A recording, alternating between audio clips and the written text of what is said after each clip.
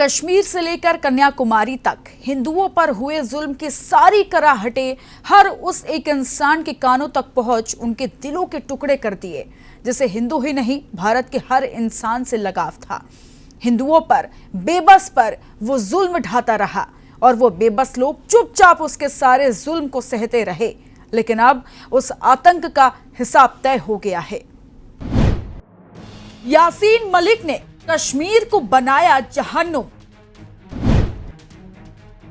यासीन मलिक के आतंक की कहानी। यासीन मलिक की उम्र कैद से तड़पा Pakistan. The Kashmir files film के रिलीज के बाद से कश्मीरी पंडितों के साथ घाटी में हुई बर्बरता के बारे में चर्चा जगह जगह शुरू हो गई थी। इसी बीच उन नामों का भी खुलासा हुआ जिनके हाथ कश्मीरी पंडितों के खून से रंगे हैं।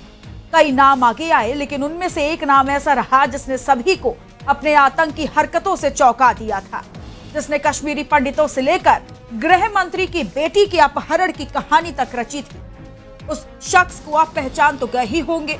यासीन मलिक ये वही आतंक है जिसने सभी को हिला कर रख दिया था।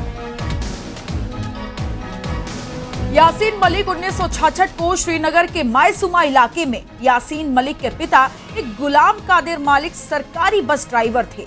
यासीन मलिक की पढ़ाई श्रीनगर में हुई। यासीन मलिक के परिवार के तमाम लोग अब विदेश में रहते हैं और मलिक लंबे वक्त से दिल्ली की तिहाड़ जेल में बंद है। 1980 ये वही साल है जब यासीन ने आतंक का रास्ता थामा था। सबसे पहले यासीन मलिक का नाम इंडिया वेस्ट इंडीज मैच के दौरान गड़बड़ी करने के आरोप में आया। इस आरोप में यासीन को जेल भेज दिया गया। 1986 में यासीन मलिक जेल से निकलता है और ताला पार्टी का नाम बदलकर इस्लामिक स्टूडेंट लीग कर देता है और इससे कश्मीरी स्टूडेंट को जोड़ना भी शुरू कर देता है। इसके साथ अशफाक वानी, जावेद मीर और अब्दुल हमीद शेख जैसे नाम भी जुड़ते हैं। हालांकि 1987 के जम्मू कश्मीर के विधानसभा चुनाव के दौरान Yasin Malik Muslim United front में शामिल हो गया था, जिसके बाद यासीन मलिक कश्मीर में ही आतंक की ट्रेनिंग लेता था। इतना ही नहीं, यासीन मलिक ने 1989 में तत्कालीन गृह मंत्री मुफ्ती मोहम्मद सईद की बेटी रुबैया सईद के अपहरण के दौरान भी आया था, जिसने सभी को हिलाकर रख दिया था। धीरे धीरे यासीन का आतंक ऐसे ही बढ़ता गया।